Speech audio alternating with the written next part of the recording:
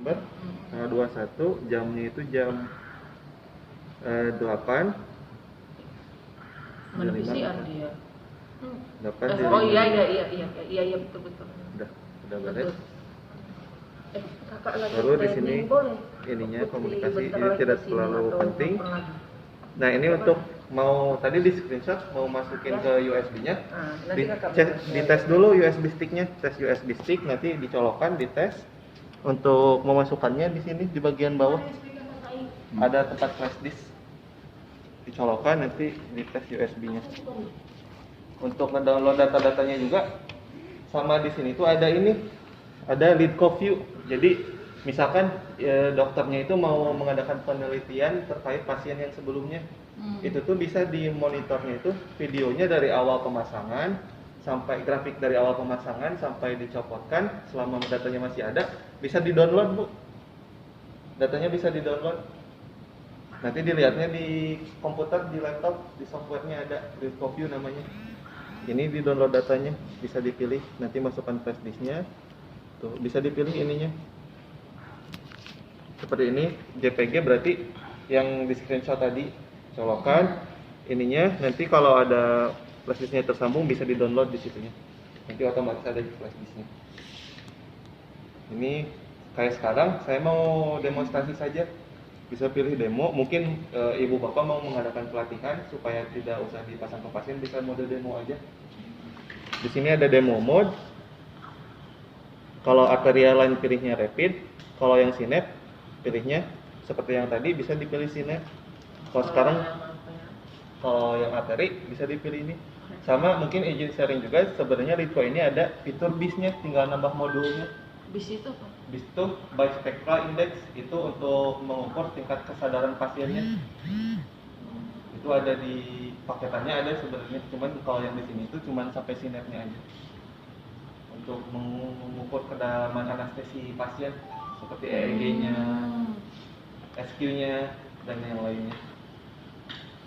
Di sini misalkan arterial line, bisa dipilih untuk demonstrasi. Untuk arterial line-nya pasiennya mau yang stabil atau tinggi heart rate-nya, bisa pilih inotrop atau inotrop, fluid responsif, fluid challenge kalau misalkan mau di fluid challenge, sama post fluid challenge. Mungkin saya pilihnya sekarang fluid challenge. Fluid challenge atau heart rate. Bisa. Mau pilih yang mana ibu bapak? Yang stabil aja dulu. Stabil aja ya, yang stabil aja. Bisa dipilih, nanti bisa masuk. Ini yang arterial line. Rapid arterial line. Rapid arterial line.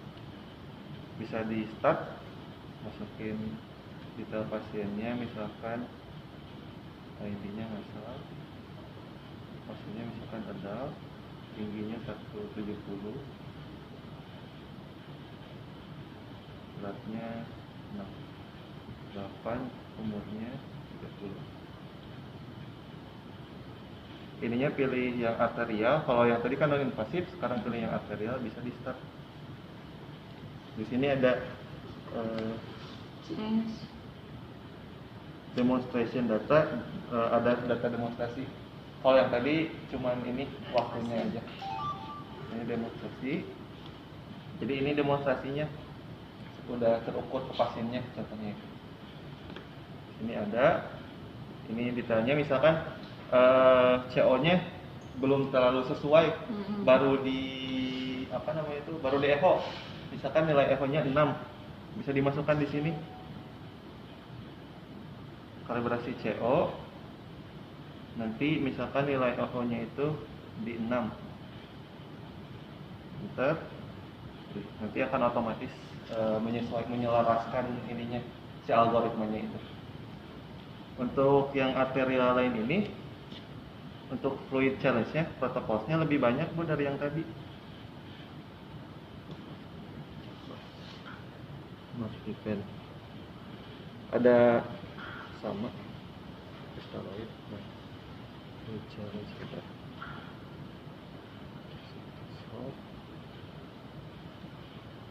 Ya, di mark event ini misalkan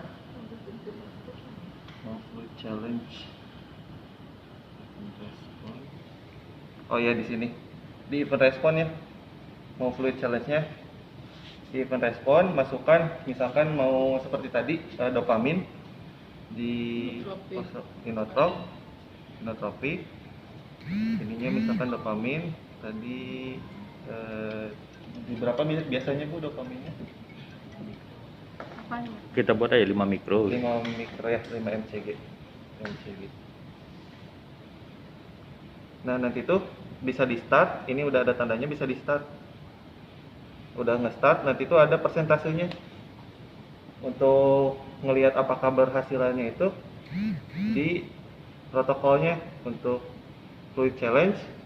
Misalkan SV-nya itu stroke volume-nya itu di sini meningkat lebih dari 10%.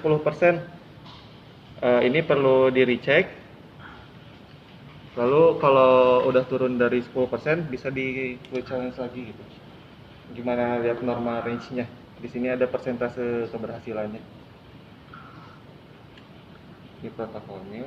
Bisa juga ini passive leg raise yang ngangkat kakinya itu supaya responsif. Di sini ada petunjuknya juga. Lalu ini ada prevent guidelines-nya dan yang lainnya. Prevent history-nya di sini, fluid challenge, dopamin. Ini ada angkanya 1, 2, yang ke satu yang ini, yang kedua yang ini. Bisa diedit juga. Lalu selanjutnya di sini tuh ada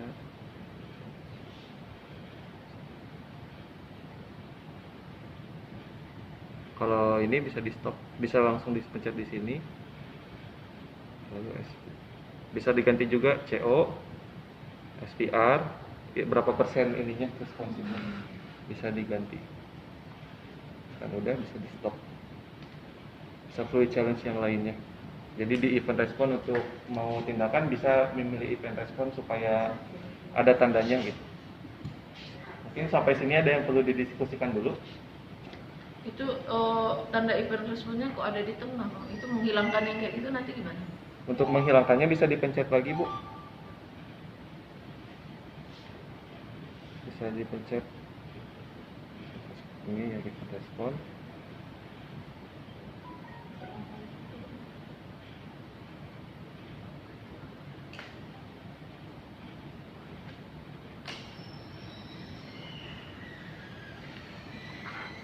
Biasanya langsung hilang Bu ini teh, supaya mungkin lebih. Oh, di stop dulu. Di stop. Sebentar. Gimana ya tuh?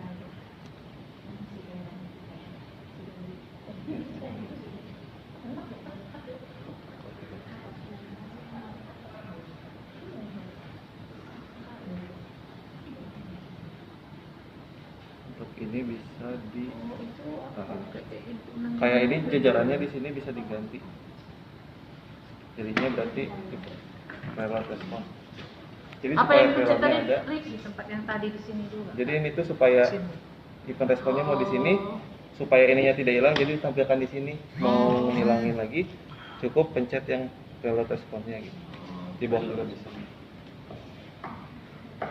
Mungkin ada yang perlu. Jadi tadi yang di protokol itu, umpamanya kita tadi seperti ngasihkan dopamin. Kalau setelah dibacanya di sini, nggak cocok dosis dopamin kita dikasih tahunya gitu ya? Gitu tadi? Iya, di 10%-nya Bu. Jadi saya Ya, ulangi. maksudnya 10% itu apanya, Bang? Perubahan. Iya, perubahannya. Tensinya. Oh, entah kurang atau apa dibilangnya di Iya, situ. pasti dibilang Bu. Oh, yang itu. Iya. Iya. Iya, ini protokolnya itu ada di sini. Iya, yang tadi tuh. Yang iya betul yang fluid challenge ini. Soalnya ada tanda hijau checklist sama ada tanda silang di situ. Hijau checklist itu maksudnya apa tuh? Jadi- Hijau checklist sama silang merah. Jadi gini, misalkan Ibu ngasih dopamin, Heeh. kalau stroke volumenya meningkat lebih dari 10%, bisa dikasih dopamin lagi. Kalau belum 10%, stroke volumenya belum naik, belum masih lebih SP-nya lebih dari 10%, bisa dicek lagi setiap 15 menit. Lalu jika SP-nya turun kurang dari 10%, berarti bisa dikasih cairan lagi gitu. Oh, gitu. supaya Oh, di lebih. situ. Nanti tandanya ada di sininya Bu, 1, 2 gitu. Kalau masih tidak ada perubahan kan biasanya tuh tanda, misalkan tanda kedua kesananya tuh masih segitu aja gitu. Kalau ada perubahan abis tanda tuh kadang lebih tinggi atau lebih rendah gitu. Seperti itu. Mungkin ada yang perlu didiskusikan lagi selain dari itunya. Nah ini mungkin tombol ininya, brightness-nya. Berarti Ini bagusnya tombol dipakai ke pasien ini. Kalau Di pasien pasiennya nggak nyaman, sadar, nggak nyaman, dia itu bolak susah balik. ya, Kak. Kalau nggak sadar dia dengan tangannya ventilator, ditekuknya. boleh lah. Ya, maksudnya minimal untuk ngecek itu kita Tanpa kalau baca apa sekali, semuanya, ya kan? ya bisa kita buat, kan bagus juga tahu semua ini ya kan. Mungkin izin sharing juga Ibu, kalau di luar tuh katanya kalau pasien yang dipasang ventilator tuh kan dia pasti ada gangguan di sininya tuh, ada ke jantungnya tuh pasti ada sedikit apa gitu. Iya. Jadi Iya. memang perlu dicek CO-nya katanya tuh, cardiac output-nya perlu Iya. pasti dipasang sama Iya. nanti kalau gitu. Terutama pasien-pasien yang nggak sadar bagus juga ya.